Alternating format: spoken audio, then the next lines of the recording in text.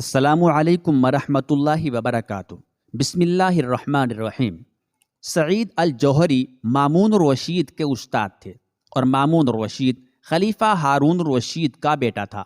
ایک دن سعید جوہری کے دوست ابو محمد ان سے ملنے کے لیے آئے۔ وہ اس وقت گھر کے اندرونی حصے میں تھے۔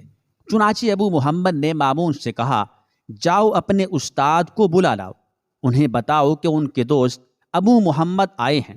مامون اندر چلا گیا اور کافی دیر بعد لوٹا اور سعید الجوہری کے آنے میں دیر ہوئی۔ اس پر ابو محمد نے پھر مامون سے کہا، لڑکے تمہارے استاد اب تک نہیں آئے، جاؤ جا کر انہیں بتاؤ ان کے دوست آئے ہیں۔ مامون پھر اندر چلا گیا اور کافی دیر بعد واپس لوٹا۔ اس کے بعد کہیں جا کر سعید آئے۔ ابو محمد نے ان سے کہا، یہ لڑکا کھیل میں لگ جاتا ہے، میں نے اسے 2 بار آپ کو بلانے کے لیے بھیجا لیکن اس نے باہر آنے میں دیر کر دی۔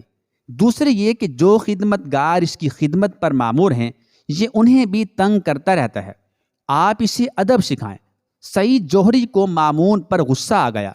انہوں نے اسے 7 درے لگائے۔ وہ لگا رونے اور آنکھیں ملنے۔ ایسے میں وہاں اچانک خلیفہ ہارون رشید کے وزیر جعفر بن یحییٰ برمکی آ گئے۔ ان کی آمد کی اطلاع اندر آئی تو سعید الجوہری گھبرا گئے، کیونکہ انہوں نے ابھی شہزادے کی کمر پر 7 درے لگائے تھے اور وہ ابھی رو دھو کر فارغ بھی نہیں ہوا تھا۔ انہیں خیال گزرا کہ اب شہزادہ ان کی شکایت لگائے گا۔ ادھر مامون نے جب سنا کہ یحییٰ برمکی آ رہے ہیں تو اس نے فوراً اپنی آنکھیں صاف کر ڈالیں، اپنے کپڑوں کو درست کر لیا اور فرش پر چوکڑا مار کر بیٹھ گیا تاکہ یہ ظاہر نہ ہو کہ ابھی رو کر فارغ ہوا ہے۔ اتنے میں جعفر بن یحییٰ آ گئے۔ مامون نے جعفر برمکی کو باتوں میں لگا لیا، ہنسی مذاق بھی کیا اور بالکل ظاہر نہ ہونے دیا کہ اس کے ساتھ کیا ہوا ہے۔ پھر جب جعفر بن یحییٰ برمکی چلے گئے تو سعید الجوہری نے مامون سے کہا، میں تو ڈر گیا تھا کہ تم میری شکایت لگاؤ گے اور جعفر مجھ سے سختی سے پیش آئیں گے۔ اس پر مامون نے کہا، بھلا میں ایسا کیسے کر سکتا تھا؟ میں تو اپنے والد کو بھی کبھی کوئی بات نہیں کہتا اور واقعی مجھے ادب کی ضرورت ہے۔ آپ اپنا کام کریں اور یہ خیال بھی کبھی دل میں نہ لائیں کہ میں آپ کے بارے میں کوئی بات کسی سے کہوں گا، چاہے آپ دن میں 100 مرتبہ مجھے سزا دیں۔ یہ تھا استاد کا ادب۔ ایک اور واقعہ سماعت فرمائیں۔ بو علی قلندر رحمۃ اللہ علیہ پیدا ہوئے تھے تو ان کا رونا شروع ہو گیا۔ مسلسل روتے چلے گئے، ذرا دیر کے لیے رونا بند نہ ہوا۔ اس حالت میں 3 دن گزر گئے۔ آخر تیسرے دن شیخ فخر الدین والد بو علی قلندر کے دروازے پر ایک درویش آئے۔ انہوں نے چمڑے کا لباس پہن رکھا تھا۔